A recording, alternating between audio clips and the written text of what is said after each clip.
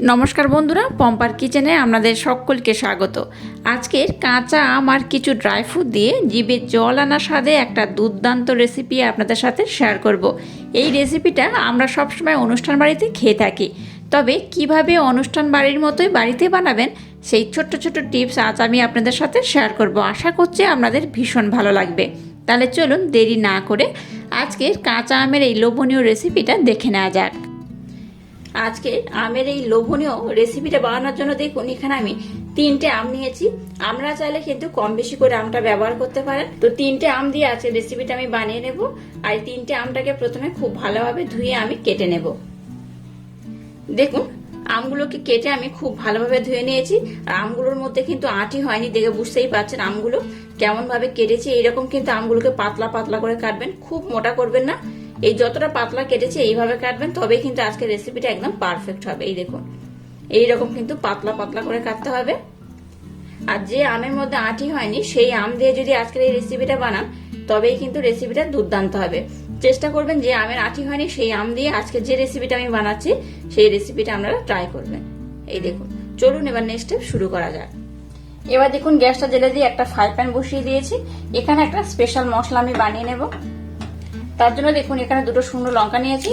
লঙ্কাটাকে চিড়ের মধ্যে দিয়ে দেব। লঙ্কাটাকে প্রথমে একটু ভাজা ভাজা করে নেব। এর মধ্যে গোটা জিরে দিয়ে দেবো এই চামচের 1 চামচ, হাফ চামচ দিয়ে দেবো গোটা ধনে, আর 1 চামচ দিয়ে দেবো মৌরি। এবার সমস্ত উপকরণ একটু আলতো করে ভেজে নেব। মশলাটা ভাজার সময় মশলাটাকে পুড়িয়ে ফেলবেন না, জাস্ট একটু নাড়াচাড়া করে ভেজে নিলেই হবে। মশলাটাকে আমি একটু আলতো করে ভেজে নিয়েছি, দেখতেই পাচ্ছেন। এবার আমি গ্যাসটাকে বন্ধ করে দিলাম। এবার গ্যাসটা জ্বেলে দিয়ে একটা কড়া বসিয়ে দিয়েছি। কড়ার মধ্যে দিয়ে দেবো একদম সামান্য পরিমাণে সর্ষের তেল। আপনারা চাইলে এখানে সাদা তেল ব্যবহার করতে পারেন। একদম অল্প করে তেল দিয়ে দিলাম। তেলটাকে একটু গরম করে নেব। তেলের মধ্যে দিয়ে দেবো একটা শুকনো লঙ্কা, দিয়ে দেবো হাফ চামচ 5 ফোড়ন,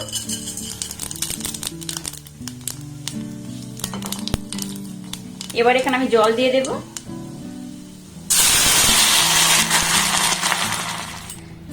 এবার দেখুন এখানে আমি জল দিয়ে দিয়েছি। এই জলের মধ্যে আমি দিয়ে দেবো একটু হলুদ গুঁড়ো, একদম সামান্য পরিমাণে, খুব বেশি দরকার নেই, এই দিলেই হবে। আর দিয়ে দেবো 1 চামচ লবণ। এবার এখানে দিয়ে দেবো এই চামচে 3 থেকে 4 চামচ ব্লেন্ড করে রাখা মিছরি। আপনারা চাইলে এখানে কিন্তু মিছরির পরিবর্তে চিনিও ব্যবহার করতে পারেন। এবার সমস্ত উপকরণ খুব ভালোভাবে আমি ফুটিয়ে নেব। এবার দেখুন এরকম ছোট একটা হামুদিস্তা নিয়ে নিয়েছি, আর নিয়েছি সেই ভাজা মশলা। ভাজা মশলাটাকে আমি একটু ঠান্ডা করে নিয়েছি। একদম ঠান্ডা করবেন না, আবার গরমও রাখবেন না, একটু হালকা করে আমি ঠান্ডা করে নিয়েছি। এবার মশলাটাকে এর মধ্যে আমি দিয়ে দেব। এবার আলতো হাতে এটাকে আমি খুব ভালোভাবে একটু থেঁতে নেব। এইভাবে একটু আলতো হাতে কিন্তু ব্লেন্ড করতে হবে, এটাকে ব্লেন্ডারে দেবেন না। এইভাবে যদি একটু আলতো হাতে থেঁতে নেন তাহলে আজকে যে রেসিপিটা বানাচ্ছি তার টেস্ট কিন্তু দ্বিগুণ বেড়ে যাবে। এই মশলাটাকে কিন্তু একটু আদো আদো করে রাখতে হবে। এই মশলাটাকে একদম ব্লেন্ড করা যাবে না।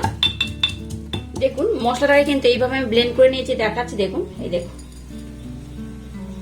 একদম মিহি করলে হবে না, এইরকম কিন্তু আদো আদো করে রাখতে হবে, তবেই রেসিপিটার টেস্ট দ্বিগুণ বেড়ে যাবে।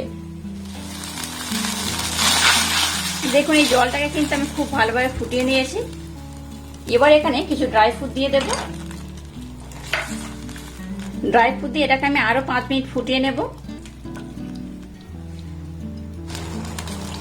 দেখুন এটা ফুটতে শুরু করে দিয়েছে। এবার যে আমগুলোকে আমি কেটে রাখলাম সেই আমটা দিয়ে দেব।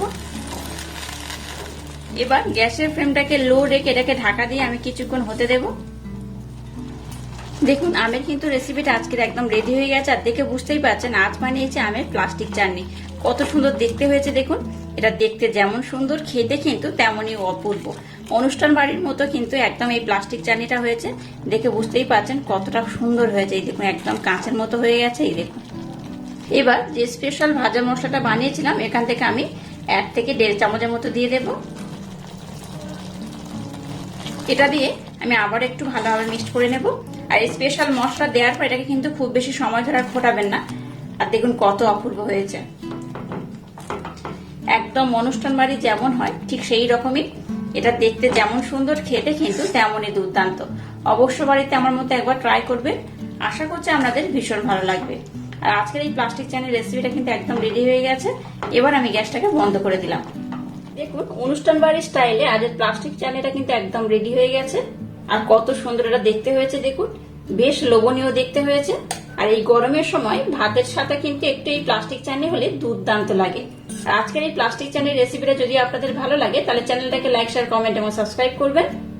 আর পাশে থাকা বেল আইকনটা প্রেস করে দেবেন। তাহলে টাটা, আবার দেখা হচ্ছে নতুন কোনো রেসিপি নিয়ে।